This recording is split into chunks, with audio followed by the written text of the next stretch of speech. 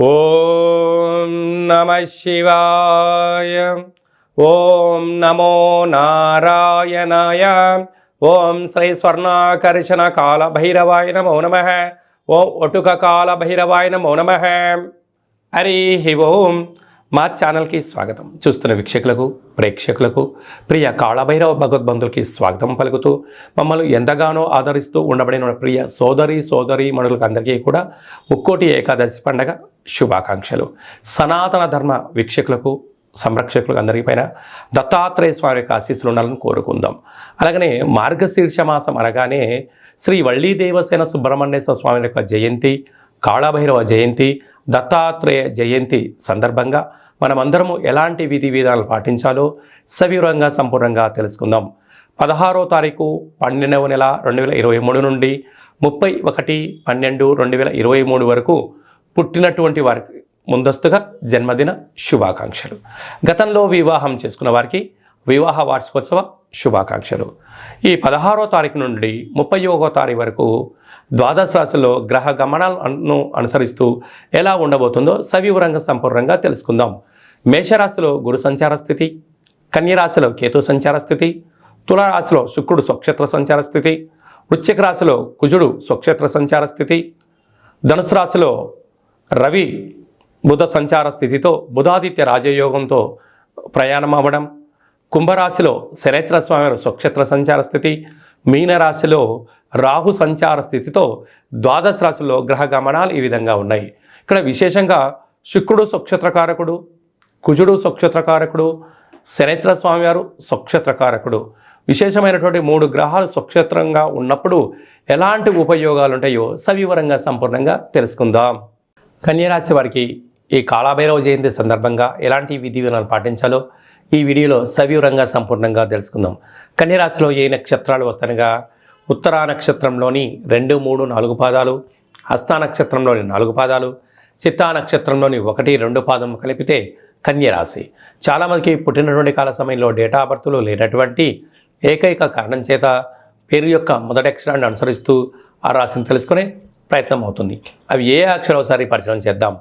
To, పా, P, పు, ష, అణ, ఠ, పే, పో అక్షరాల వారంతా కూడా కన్యరాశి జాతకులు.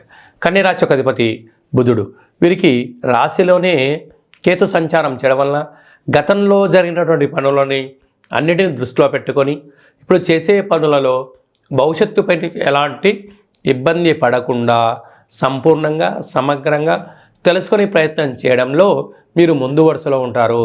కనుక కారణం ఏమిటయ్యా అంటే గతంలో చేసిన చిన్న చిన్న తప్పులను దానివల్ల మీరు భారీ మూల్యం చెల్లించుకున్నారు. ఎలాంటిగా ఆరోగ్యంగా, ధనపరమైన, వృత్తిపరమైన, ఉద్యోగపరమైనటువంటి ఎన్నో రకాలుగా ఇబ్బందులు కలిగాయి. ఇప్పుడు మీరు ఆ పని చేయకుండా ఉండాలి అని చెప్పి మీరు ప్రతిజ్ఞ చేసినట్టుగా ఒక పద్ధతిగా ఉండబోతున్నారు. ఇది చాలా మంచి శుభ పరిణామం అని చెప్పి ఆలోచించాలి. ఏదైనా పని చేసేటప్పుడు 1కి 100 సార్లు ఆలోచించి చేయగలిగినట్లయితే మీకు, మీ కుటుంబానికి, ఆరోగ్యానికి, ధనపరమైన చిక్కులు తొలగిపోతాయని చెప్పి గమనించాలి. ధనస్థానంలో శుక్రుడు స్వక్షేత్రకారకంగా ఉండడం వల్ల మీ ఓపిక, పట్టుదల, ఆధ్యాత్మికత వలనే మీ యొక్క ధనం రెట్టింపు అవ్వబోతుంది. తృతీయంలో కుజుడు సంచారం చేయడం వలన అన్నదమ్ముల నుంచి, అక్కాచెల నుంచి, తల్లిదండ్రుల నుంచి మీకు రావాల్సినటువంటి స్థిర చిరాస్తులు రాబోతున్నాయి. అర్ధాష్టమ రవి బుధ సంచార స్థితి ఉండడం వలన అష్టమి తిథి, పూర్ణిమ తిథి, మీ జన్మ నక్షత్రం రోజున దూర, వాయు, జల ప్రయాణాలు, ముఖ్యమైన సభలు, సమావేశాలు వాయిదా వేసుకోవడం ఉత్తమోత్తంగా భావించాలి. 6వ స్థానంలో శనేశ్వర స్వామి వారు సంచారం చేయడం వల్ల నిత్యము ఏదో ఆందోళన, ఏదో తెలియని అభద్రతాభావము, ఏది చేసినా పై అధికారులతో, సహా ఉద్యోగస్తులతో, కింది స్థాయి ఉద్యోగస్తులతో ఏదో తెలియని బాధగా మీ యొక్క మనసులో ఉంటుంది. అది ధర్మబద్ధమైనప్పుడు మీరు ఇంతటి బాధ పడాల్సిన అవసరం లేదు అని చెప్పి గుర్తుపెట్టుకోగలరు. సప్తమ స్థానంలో రాహు సంచారం చేయడం వలన ప్రేమికులకు మంచి కాలము, వివాహం చేసుకోవాలనుకున్న వారికి యోగదాయకము, నూతన గృహ భవన నిర్మాణ క్రయ విక్రయాల యోగదాయకం. అష్టమంలో గురు సంచార స్థితి ఉండడం వలన ఏదో తెలియని ఆందోళన, వెలితి, ఎప్పుడు మిమ్మల్ని వేరే వాళ్ళు ఎవరో అధికారాన్ని చెలాయిస్తున్నారో అని మీరు అనుకుంటూ ఉంటుంటారు. కానీ అది మీరు బాధ్యతగా భావించండి. అద్భుతమైన జీవనానికి స్వాగతం పలకండి. హోటల్ వ్యాపారాలు, పచ్చళ్ళు, గృహ భవన నిర్మాణ సేవ రంగాలు, వ్యవసాయ సోదరీమణులకు, హోటల్ వ్యాపారస్తులకు, సాఫ్ట్వేర్ రంగం వారికి చాలా మంచి కాలము అని చెప్పి గమనించాలి. ఈ డిసెంబర్ నెలలో ద్వితీయార్థంలో ముఖ్యమైనటువంటి పండగల గురించి సవివరంగా సంపూర్ణంగా క్లుప్తంగా తెలుసుకుందాం. 17వ తారీఖున ధనుర్మాస ప్రారంభము.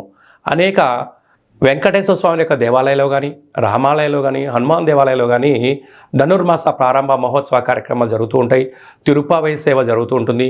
మనమందరము కూడా సేవలో పాల్గొందాం, స్వామివారికి ఆశీస్సులు పొందుదాం. 18వ తారీఖున షష్ఠి సోమవారం సందర్భంగా శ్రీ వల్లి దేవసేన స్వామివారి యొక్క జయంతి. పుట్టలో పాలు పోద్దాం.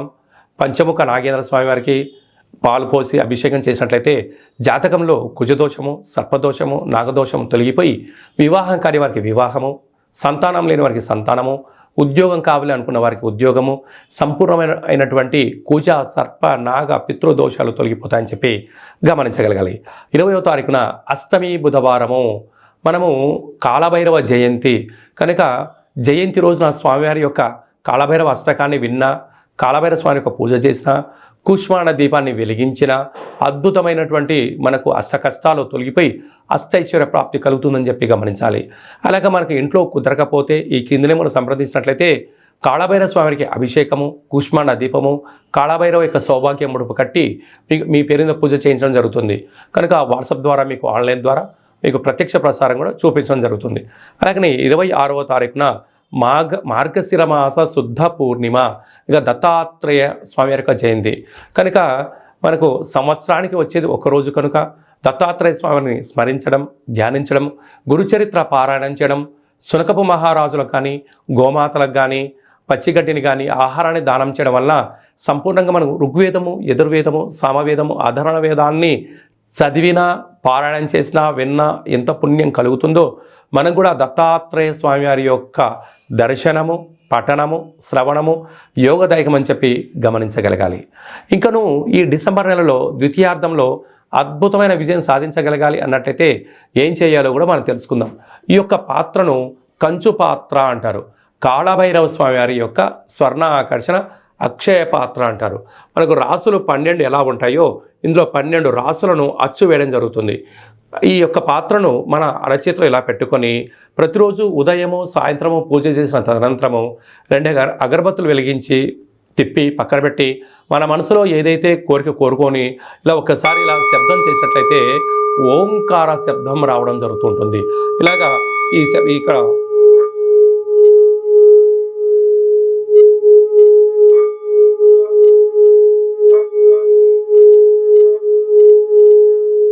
ఈ యొక్క అక్షయ పాత్ర ద్వారా ఈ శబ్దాన్ని సృష్టించడం వలన ఓంకార శబ్దం ద్వారా గృహంలో ఉండబడినటువంటి వాస్తు, నరదృష్టి, శత్రు ప్రభావ దోషాలు తొలగిపోతాయని చెప్పి గమనించగలగాలి. అక్షయము అనగా నశించబడినటువంటిది. కాలభైరవుడు అనగా కాలం అనేటువంటిది మనకు అనుకూలంగా ఉండేటువంటి పరిస్థితి ఉంటుంది. పిలిస్తే పలికే ఏకైక భగవంతుడే కాళభైరవ స్వామివారు. కనుక మనమందరము కూడా ఈ కాళభైరవ జయంతి సందర్భంగా స్వామివారిని స్మరిద్దాం. గృహంలో కుష్మాండ దీపాన్ని లేక నారికేల దీపాన్ని వెలిగించుకుందాం. అక్షయ పాత్రను సొంతం చేసుకుందాం. ఇంట్లో పెట్టుకొని సకల యంత్ర, మంత్ర, తంత్ర, పరతంత్ర, తాంత్రికపరమైనటువంటి దోషాలు తొలగిపోయి సంపూర్ణమైనటువంటి అష్ట కష్టాలకు స్వస్తి పలికి అష్టైశ్వర్యం స్వాగతం పలకడానికి మనకు కాళభైరవ స్వామికి ఆశీస్సులు ఉంటాయని చెప్పి గమనించగలగాలి. ఆసక్తి గలవారు ఈ కిందని మనం సంప్రదించి పొందగలరు. ఈ యొక్క అక్షయ పాత్రతో పాటు కాళభైరవ స్వామి యొక్క ఒక పిరమిడు, స్వామివారి యొక్క కంకణము, ఉట్టి, ఇంటి బయట కట్టుకోవడానికి సౌభాగ్య ఉట్టిని మీ యొక్క గోత్రనామాల పేరుపైన మన యొక్క స్వర్ణాకర్షణ కాళభైరవ స్వామి యొక్క దేవాలయంలో 41 రోజు కూష్మాండ దీపాన్ని కూడా పెట్టడం జరుగుతుంది. ఆసక్తి గలవారు ఈ కింద నెంబర్ సంప్రదించవచ్చు. అలాగే మీ వ్యక్తిగత జాతకం తెలుసుకోవాలనుకుంటున్నారా? మీ యొక్క పేరు, పుట్టినటువంటి తేదీ, నెల, సంవత్సరం, పుట్టిన సమయం రాసి వాట్సాప్లో పంపించగలిగినట్లయితే మీరు పుట్టినప్పుడు గ్రహ గమనాలు ఎలా ఉన్నాయి, ప్రస్తుతం ఎలా ఉంటున్నాయి, రాబోయే కాలంలో ఎలా ఉండబోతున్నాయో సవివరంగా సంపూర్ణంగా 100 సంవత్సరాల జాతకాన్ని వ్రాసి పంపించి మీకు తెలియజేయడం జరుగుతుంది. అలాగా డేటా బర్త్లు లేనటువంటి వారికి మీ పేరు యొక్క మొదటి అక్షరాన్ని అనుసరిస్తూ రాశిని తెలియజేస్తూ రమణ శాస్త్రం ద్వారా అనగా గవ్వళ ద్వారా కాళభైరవ ఉపాసన చేత భూత, భవిష్యత్, వర్తమానాన్ని తెలియజేయడం జరుగుతుంది. కనుక మీ వ్యక్తిగత జాతకం తెలుసుకోవాలనుకుంటున్న వారు ఈ కింద నెంబర్ని సంప్రదించి ఆన్లైన్ ద్వారా కానీ ఆఫ్లైన్ ద్వారా కానీ వాట్సాప్ ద్వారా కానీ అపాయింట్మెంట్ తీసుకొని సంప్రదించగలరు. అలాగనే మీ యొక్క అబ్బాయికి కానీ అమ్మాయికి కానీ వివాహం కావడం లేదా, ఆ యొక్క జాతకంలో అనేక రకాల సమస్యలు ఉన్నప్పుడు, లేకుంటే వచ్చినటువంటి వధువు కానీ వరుడు యొక్క జాతకం కలిసిందా కలవలేదా అనేటువంటిది తెలుసుకోవాలనుకున్నట్టయితే వారి యొక్క డేట్ ఆఫ్ బర్త్లు కానీ వారి యొక్క పేర్లను కానీ మీరు పంపించినట్లయితే వివాహ జాతక పొంతన వారి యొక్క గణాలు గుణాలు జంతు పరిశీలన చేసి మీకు సవివరంగా తెలియజేయడం జరుగుతుంది. అలాగే గతంలో వివాహం చేసుకున్న వారికి దంపతులు మధ్యలో సఖ్యతగా ఉండకపోవడం కానీ, ఒకరిపైన ఒకరు అగౌరవంగా ఉండడం కానీ, 490 కేసులు పెట్టుకోవడం కానీ, పోలీస్ స్టేషన్లో గొడవలు వెళ్తూ అలాగే విడాకుల దాకా వెళ్ళినటువంటి వారందరూ ఎలాంటి ఇబ్బంది పడకుండా మీ యొక్క జాతకంలో కానీ మీ పేరులో కానీ స్వల్పమైనటువంటి మార్పులు చేర్పులు చేయడం వలన మీకు ఉజ్వలమైన మంచి బంగారు భవిష్యత్తుకు ఆధ్యాత్మిక సలహాలు సూచనలు ఇవ్వడం జరుగుతుంది. తెలుసుకునే వాళ్ళు తెలుసుకోవచ్చు. అలాగే మీకు పుట్టినటువంటి అబ్బాయి కానీ అమ్మాయికి కానీ పేరు ఎలాంటి పేరు పెట్టగలగాలి, పేరు యొక్క మొదటి అక్షరం ఏం రాగలగాలి, రాబోయే కాలంలో ఆ పేరులో ఉన్న వైబ్రేషన్స్ విషయం తెలుసుకొని పేరు పెట్టినట్లయితే, అంటే ఏదైనా కూడా ఒక వ్యవస్థలు కానీ సంస్థలు కానీ ఒక వ్యక్తి పేరును బట్టి తన యొక్క జీవన గమనం ఆధారపడి ఉంటుంది కనుక వాటి పేర్లను మన యొక్క దేవాలయంలో ఆధ్యాత్మికమైనటువంటి అద్భుతమైనటువంటి మంచి పేర్లను మీకు సజెషన్ చేయడం జరుగుతుంది. కనుక ఆసక్తి గలవారు ఈ కింద నెంబర్ సంప్రదించి అపాయింట్మెంట్ తీసుకొని సంప్రదించగలరు. అందరికీ కళవు వెంకటనాయక అన్నట్టుగా వెంకటేశ్వర స్వామి ఆశీస్సులు ఉండాలని కోరుకుందాం. అందరినీ ఆశీర్వదించడం ప్రార్థన చేద్దాం.